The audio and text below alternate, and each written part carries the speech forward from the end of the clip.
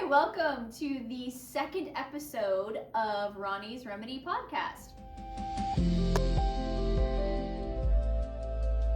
I'm super excited to have a special guest today, but I'm Veronica Baumgartner, your local advice columnist for the Yuma Sun. I write the Roni's Remedy advice column, and this podcast brings it to life. And so I'm going to introduce my first guest. Her name is Martha Ryan, and she is the owner of the Regimen Club. And I met her at a previous radio show, and we immediately hit it off. And fun fact, we have the same birthday, and we thought that was crazy. Like, we were like, what? We were just instantly drawn to each other. Like, the energy was there. And so we've just stayed friends, and I asked her to come on. And so, yeah, I'll let you introduce yourself.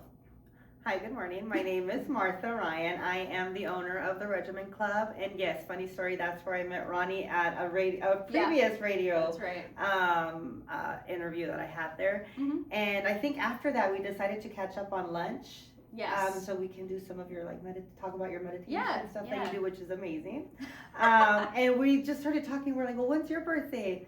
March 25th. I'm like, that's my birthday. It was so weird. Yeah. I'm like, you can't be an Aries. Like, I'm a weird Aries. You're like a normal Aries. And see, but then I'm like, we can get all into astrology right now because like it all depends on like the moon and like what planet is right. My husband did my birth chart. Really? He's also an Aries, and we couldn't be more opposite. That's so crazy. Isn't it? Yeah. Oh my God. Well, yeah, it's funny that and we're those type of friends that we haven't even met. Like, we haven't even been friends for over a year, but we don't have to talk every day. I was going to say we go way back a year ago. I know. We don't have to talk every day. Like, No. we don't have to hover over each other. It's like, No. we do quick check-ins, Yep. and Roni does most of them because, like, I am chaotic. My life is so chaotic. So it's like, how are you doing? Yeah.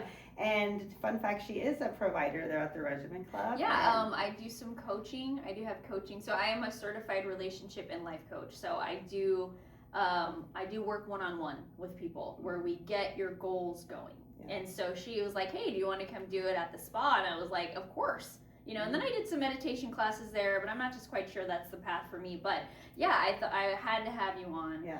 You have a lot of experience. You've gone through a lot of changes in your life in like the last year, even two. And so I thought, who better to have on than someone with some real life experience, you know, and you're a business owner and you know what that is. Yeah. So let's start off by saying it's not easy being a business owner. We're going on year 3 and it's been a struggle. It's not all about competition. I think that for us is we work more community. We're community driven, and you know that about us. It's about like finding the right tools to make sure you capture the right audience, right? Because everyone has different techniques in the way they work, but then we have different ways of providing services, right? So we call it the Regimen Club, where it's a curated wellness experience, right? Because we have Roni, we have nurses, so it's more of a functional approach. So my daughter-in-law Melanie, which you know, she does medical aesthetics, so she'll do root cause healing when it comes to proper skin techniques. So if someone shows up with acne, we're not going to just treat the acne. We're going to test them and see what's going on inside. Right. And it'll take longer, but they'll see results that are much better than if you were just to treat the surface. And that's what I liked about your club and the mission is that it's not just superficial. You really do healing from the inside. And then it starts to show up on the outside. Yeah. So I know you have an event coming up, isn't that right? Yes, so we do, actually we have a couple of events coming up. We're working on creating a workshop. So we did the last workshop we did was really nice. We did it at Studio Y, right? Yes, Studio Y. And you did the sound baths, and we had some yoga, and we did more of a, I guess, urinary, like informational workshop, informational, like what to look out for women if they're suffering from constant UTIs, which is very common, and even in males. And I lost my mom a year ago, April 11th, to sepsis that started from a UTI. So I'm really passionate about, you know, helping women in the community understand and be educated on it. And that's why we did that workshop. It was very breathtaking. It was really beautiful. And we're just constantly going to be doing workshops like that. Another project we have going is before that, so life experiences, right? My mom had battled stage 3 colon cancer, I'm sorry. And she was treated at Yuma Cancer Center. So we connected with them to offer services for cancer patients. And Melanie's going to start treating giving free facials to cancer patients there at the cancer center. I love that. So we're very community driven. Mm-hmm. Like our drive is how can we help educate, and not only women and males and or like you that you do your column, right? Yeah. You have questions from teenagers, I'm sure, that are lost or confused in relationships, Right. and their feelings are as valid as an adult, right? And so that's kind of how we see things. We want to make sure that our doors are open not just to adults but to kids, like little like teenage girls that come in with acne and they're stressed. Or we have helped younger kids, like in they're probably like 5 or 7-year-olds, with testing them, which we do an epigenetic hair scan. As you get the hair follicle, you put it in a drive and you find out how your systems are working together or against each other. And you don't diagnose, but you can give them a guide of like, okay, it shows that your systems are showing that you have heavy metals. So we see that a lot in kids, and then we put them on a protocol with advice. Why? It could be, a lot in kids? honestly, it's in foods, it's in water. It Soda? could be in some vaccines, it's common, yes. and that's a touchy subject, so we don't really go into that. But I mean, all my kids are vaccinated, but still, like, I know. it's really common. Yeah. It's a thing, but you see it a lot in our foods. You know, we have crappy food. We really do. And so once we do that, obviously with the approval of the parents, we put them on a certain protocol, and you'll start seeing a difference. A lot of kids come in for eczema, so we treat eczema. We don't treat it. We're gonna have to remove that. We help. A lot of kids come in with eczema, and we help them, with the challenges that they face with eczema by giving them their proper diet, like what foods to eliminate, what foods to add. So we do a lot. But I love that you start young. Yeah, we start young. So it isn't a challenge per se, because it's so easy. We listen to our bodies, and they tell us what to do, what's needed, what they're missing, right? Yeah. And once you take a step back, and I think that's one of the things I struggle with the most is that I already had the Regimen Club when my mom passed. Yeah. But not everyone will follow through. So it is my mission to make sure we educate and continue doing that, and continue, doing philanthropic work throughout that. So we did join Vita's Wellness for Women, and that's a big step for us as well, because it'll allow us to be part of community driven. Sorry. You scared me. I couldn't stop it. I was trying to. Okay, start that again. That you joined. So recently Mel and I decided to be a part of Vita's Wellness for Women, which is a program that Russ and then Lindy work on that program together. And the way it works is, from what I understand, is you put a lot of, you get donors throughout the community, and those funds go with struggles that women are dealing with. Like, one of the things right now is that I think they're going to fund is women who have had children or have given birth, and they suffer from, preeclampsia, which is high blood pressure after birth. And I think they're going to provide different monitor systems to make sure that they get home and they get, their blood pressure rises. Because it can you still have side effects after birth. You do. From that. Yeah, you do. Your body's recovering from Yeah.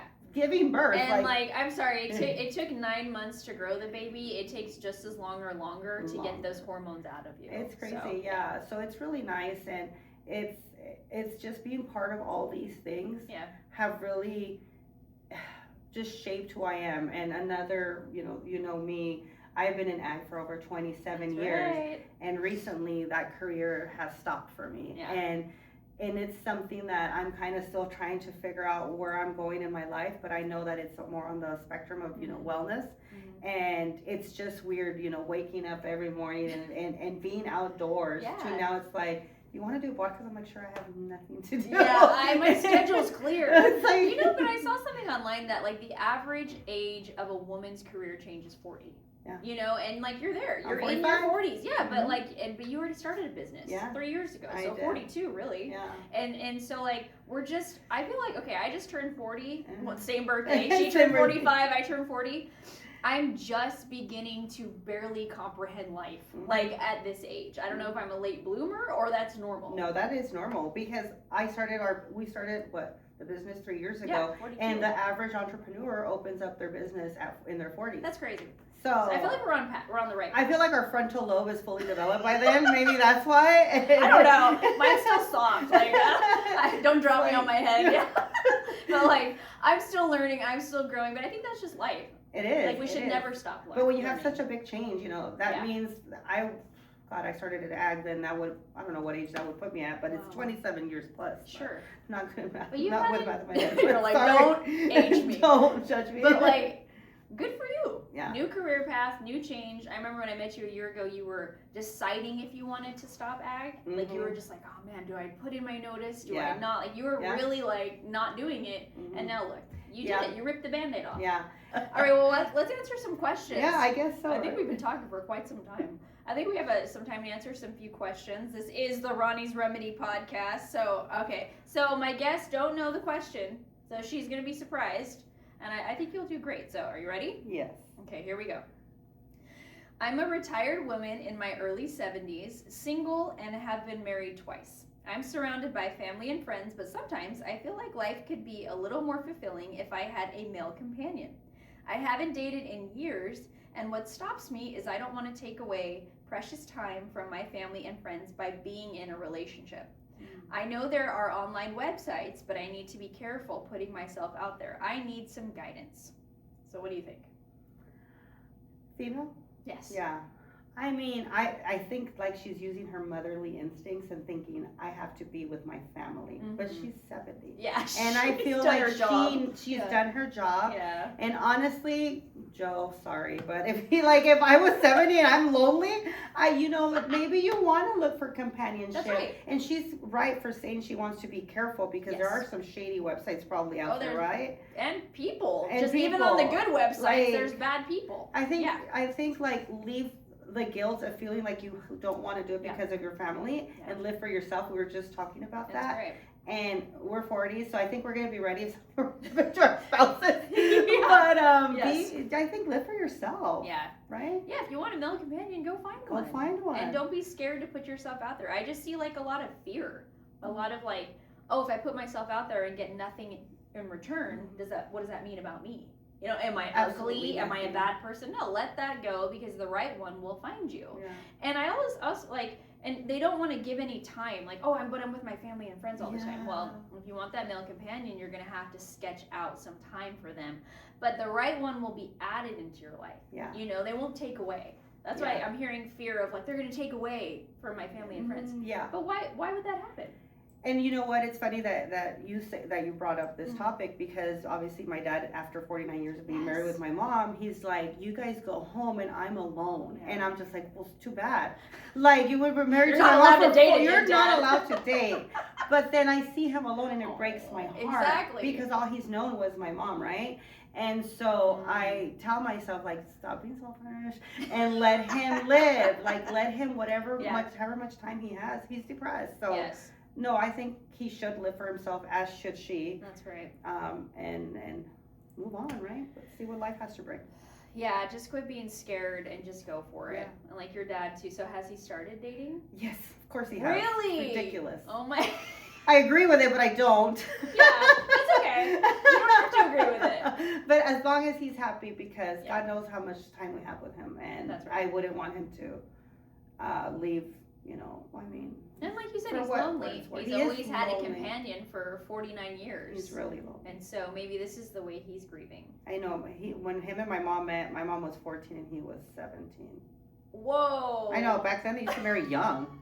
Now that would be a red flag. I mean, there's a lot of things I didn't know how to do at 14. That's so funny. Here's the next question. This one's a little spicy. I have a neighbor who has been dogging my political party and posting it on Facebook. She was a great friend until all of this started. I strongly believe that politics should not be a Facebook post for all to see. My feelings for her have changed drastically, and I'm not sure I can salvage this friendship. At this point, we just avoid each other. I'm sure she knows something's wrong, but I'm not sure if she knows what it is. Do you have any advice? Signed, not nice, you pay the price. Oh, wow. I don't have advice. You're the one that has to give the advice, but I will say one thing. if you want to say remain friends, Yeah. you leave politics out of it, because Agreed. we all have our different beliefs, and it doesn't mean that someone else is a bad person, but some people might take it to another level right. and make it their whole personality, and yes. that's when maybe it creates chaos, Yeah. right? Yeah. I leave politics out of everything, Yeah. because obviously you still have to vote. You're a citizen. Like, you don't have to, but as a citizen, I feel it's my right. Yeah. And there's a lot of things I feel like that need to change in America, but Yeah. I'm gonna Agreed. keep that to myself. Yes. I have brought up politics at our dinner table with close family, and it ends horribly. Fight. And I was like, what the fuck did I just do? Can't No, say okay, I learned my lesson. That was one time. I was like, I'm sorry. So, I mean, Yeah. look what happened. Yeah, I agree. I think that political and religious stuff should just Yeah. be left out of everything. So, and that's the way that I live my life. I mean, this is also, I always like to give fun facts on this show. My husband does not know who I voted for. He doesn't know. That's It's not his business. Uh-huh. It's my business Yeah, who you're I right. checked the box for or wrote in a name. You're like this. Oh, we do it at home. And I did it when he wasn't at home, so I could make sure he wasn't around, peeking around the corner. But like, that's for me to know. Yeah, you're And right. because if I say to somebody, this is who I voted for, like instant, like in their head of who I am. Yeah. And so I keep religion out of everything. I keep politics out of everything because I cherish my friendships, and we're not going to see eye to eye. I'm sure there's views you have that are different than mine. Yeah. I'm happy for you. And I'd rather not bring them up. Yeah, I want to talk about real stuff like this. So like, especially fighting with your neighbor. I mean, how awkward. Like, you go to take out the trash and you're like, oh my gosh. They have like a brush, like brushes and like a wall and freaking picket fence. I mean, that's crazy. So if you want to salvage the friendship, you just go to somebody and say, look, I think we have a little bit of differences here. You like this person, I like this person. Let's just leave it at that. Yeah. And let's just stop being mean to each other. Like, we live in this community. Let's be cool. I don't like the awkwardness with you. Yeah. But a lot of people don't know how to start those conversations. I think being the bigger person is the biggest step. Yes. And that's the hardest. That's the hardest thing to do. Yeah, pill to swallow, right? But honestly, I've had to do that in so many situations. Me too. But it's like left my heart at ease. Yeah. And if I didn't have the right response that I thought I wanted, then that's my fault, because I shouldn't have expectations. No, I love that word. It's like the 4 Agreements. Have you read that book? Oh, yes, I have That's actually. a great I have one. it in my dresser. That's a great so one. crazy. Yeah. Everyone go read the 4 Agreements. Yes. They are great traditions and principles to live by. Yeah. But expectations is huge. If I go to somebody and I bare my soul and they don't react the way I want them to react, then I'm upset. But that's my fault, because they're human. They can react however they want. So that's where expectations comes in. Like, even if your spouse were, I remember years ago, I was telling my husband, I was like, we've been married 26 years. Wow. And I was telling him, no, well, you didn't do this, and so you didn't make me happy. And I don't even remember what it was, honestly. He's like, and then we had this serious conversation after I decided, like, I didn't want to be mad at him anymore. And he's just like, he calls me Gorda. He's like, Gorda, it is not my responsibility to make you happy. That's up to you. And I'm like, shut up. I was like, that's so true. Because it's true. I've told my husband that exact thing. Oh. So we started our relationship, fairly codependent, in the beginning, because both of us didn't even know what a real relationship was. We were immature, jumped into something fast. And as I grew more mature and started to love myself, I had to tell him that too. Like, I'm not responsible for your happiness. Mm-hmm. It's not my job to make sure you feel good and you're happy and things are, like, that's your job. Mm-hmm. But what we do is we come together as a team. Yeah. And sometimes that's easier and some days that's hard. Yeah, but sometimes it's fun to kind of let it all out. Yeah. You have to. I don't believe when people say they don't fight. Oh. Like, when couples are like, we never fight. I'm like, okay, one of you's a serial killer or something. Because, like, something's going on. Like, you're not telling the truth. Yeah. Someone's lying. Yeah. Someone's hiding their true personality. Yeah. That's what I think. I think they do fight, but they want you to view them as someone different. Like the couple that never Like fights. they're happy. Yeah, no, we fight. But what's a fight? Like, it doesn't have to be fist fighting. No, it does not. You can disagree. It's a disagreement. Yeah. And it turns into a little argument. Big deal. Yeah, That's but like a it's not weekly like, basis for it's me. not like, leave the house, grab your Your bag. stuff's on the lawn. That's it. No, it's Yeah, never that's been how that. I used to be. Yeah. Okay, that's how crazy I used to be. I did. Yeah, I saw some of those fights with my parents actually. Yes, I've seen some of that stuff too, but I've partaken in being crazy. I really have, and like, no shame about it. Me too. I didn't know any better. And now I would never ever just be like, okay, Bo, you're out. Yeah. Like, we have kids to think about. We have a future ahead of us, Of course. so You have a good future ahead it's of you. thinking rationally today. instead of making those quick impulse decisions. And then when we're young and we get together with our spouses, like, we're different people. We're younger, and our frontal lobe is not. We talked about that earlier, right? But no, and I do. And my husband has told me that he likes this version of me better than when we barely met, because we were so immature. We would constantly argue. Yep. And it's those that stick around and don't give up. Yeah. You know, don't give up on your relationship. You fight because for of your an argument. marriage. Yeah. You fight for it. Yeah, and I enjoy being married. I mean, my husband actually was the one that wanted to get married. I did not. Like, we got pregnant. And he's like, okay, let's get married. Like, the day I told him, I'm like, what? No. How about we, like, live together and see if we even raise a child together, like, on good terms. Yeah. And so our son was about 10 months, 11 months maybe when we decided, okay, let's get married. Aww. And it makes me work harder. And I always joke, because I'm like, I'm legally tied to you now. Like, I can't just leave. You know, we have to make this work. Yeah. And it makes me fight harder, because I do enjoy being married. Yeah. I do. And I'm never doing this crap again. Oh, like, no, me neither. Like, I know I said, like, if I'm 70 and Joe's gone, like, maybe, but I would never get married or move in with anybody and have to deal with your shit. That's why I don't, like, so my mom, like, she doesn't want to date. She's been married twice, you know, like, been engaged a few times. She's just over it. And I'm like, nah, I see what you mean. Yeah. And she just doesn't want to deal with it anymore. She's okay with being who she is, but I do tell her she needs to date. I'm like, Mom, you need some sort of friend. Like, come on. You're too obsessed with us. Like, you need to go do something. But, like, I see now why she doesn't want to do it anymore. Because I always told, like, if anything happens with me and Bo, I'm not doing this again. I have no desire. Yeah. You know, I'm going to get married once. Yeah. It doesn't work. It doesn't work. Same. All right. You ready? Yeah. Yeah. Are you nervous? No. Is this spicy? You're doing good. This one's spicy? No. This one's a little more serious, but it's about marriage. Oh. Okay. I am in year 4 of my marriage. My husband and I found our way back to each other after a year of separation. The problems that led to us separating are still there, but we somehow managed to put them away so we could focus on this new chapter of our lives. We don't have kids yet, but are struggling to communicate about deeper things. How do I communicate my need for intimacy without resorting to the old patterns of nagging? Signed, looking to reconnect. So the old patterns of nagging were from her? Probably both. Both? I would imagine, but I mean, they separated. Yeah. And now they're back together. But it sounds to me like they never talked about... Like they're fighting for their marriage. Sure. Okay, yeah. I see that. But I think that before they probably moved in, did they really address the past? Because if they haven't addressed the past and they haven't let that go, and they're going to keep bringing up, I'm not going to say the term my husband uses, but he uses a plunger metaphor. Plunging the old crap or what? Yeah. So it's like, I think they really need to reevaluate that. And like we just talked about it, what is really considered a fight? Because couples fight. Yeah. So is it just the regular fight? Because you're in your 4, dude. It's not a honeymoon.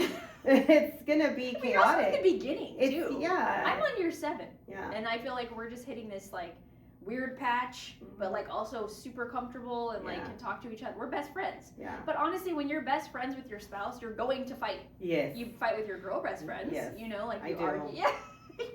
I do. So like, it's okay to have disagreements, but in terms of what they're asking, so you need intimacy. You don't want to nag.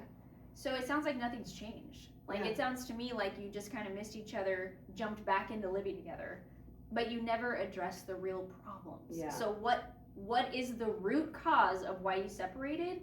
And then maybe go to therapy. Yeah. You know, go see a therapist, go see a couples counselor. A life coach. Yeah, me. Like, just somebody to like, and that's why I love doing what I do, and I love watching like their shows on TV about couples therapists. People need an unbiased opinion in there. Like, that's what I like to help people with. Okay, he's trying to say this, you're trying to say that. You don't hear each other because all you're doing is doing this, so what you're really saying is this. So that they just need somebody to sit on the couch with them and find out what the root is why you separated. Because it sounds like they never discussed it. Because she didn't disclose what the problem really is, but she did mention nagging and lack of intimacy. And at year 4, there shouldn't be lack of intimacy. Sorry. There will be nagging. There will be nagging. We're nagging on day 1, all right? But there shouldn't be I don't ever feel like there should be a lack of intimacy ever. Ever. Like, no. I mean, you might not do it, you know, as much as your younger years, but like you should always have that like holding hands. But intimacy goes beyond, yes, you know, that, physical. right? Yes. There's so much more. It could be yeah. putting, you know, a load of laundry. It's oh my God, you're singing my love language. Like that's my love language is like just do some stuff around the house. Yeah. I don't need flowers. I don't need gifts. Mm-hmm. I need you to clean the kitchen. Yeah. Like I need you to pick up after yourself in the bathroom because I'm not your maid. Yeah. That's my love language. Yeah. What is yours? Mine is, I'll give you an example. Okay. I love giving examples. Mine is, my mom is buried at the Somerton Cemetery right by my house, which is in the counties. Okay. And she has this Texas olive tree planted next to her, and it blooms beautifully. My mom loved the garden and birds. She loved nature. So every time I'd sit there, I just like, God, this tree's so beautiful. And I told my husband how much I loved it. Yeah. And then Christmas came, he's like, the holidays came, he's like, what do you want for Christmas? I go, nothing. Yeah. Nothing, I can't think of anything. And he got me my mom's tree and planted it outside my window. When I wake up, that's the first thing I see. So he special ordered it. That's intimacy. That's love language. That's like, and you know, he waters it. I won't water it. I was like, who's gonna water this tree? But he's listening to you. Exactly. He's saying, you know what, really, and I'm the same way. I don't want anything for Christmas. Like, do I need another piece of plastic that's gonna break in 5 days? No. Like, we are really not traditional in my house. I tell my kids, like, okay, you can pick out your own gift. What do you want? Yeah. You know, like, do you guys want to go on a trip? Yeah. Like, what do you want to do? Yeah. Let's go make memories. I feel like that's more important. Your husband has like a million brownie points in my eyes right now. Because that is so sweet. It was. And a lot of the times, look, I argue with him because I tell him he doesn't listen. And he's like, what do you, I planted a tree. That's hilarious. But he did listen. So, yeah, no, so there's going to be arguments. Yes. You just have to. But like, it's okay, navigate it, and if you're upset, walk away, go take a break, you know, and then come back and talk when you're calm. Yeah. It's okay to be mad, it's okay to have emotions, it's okay to get irritated. I always tell my husband, I always love you.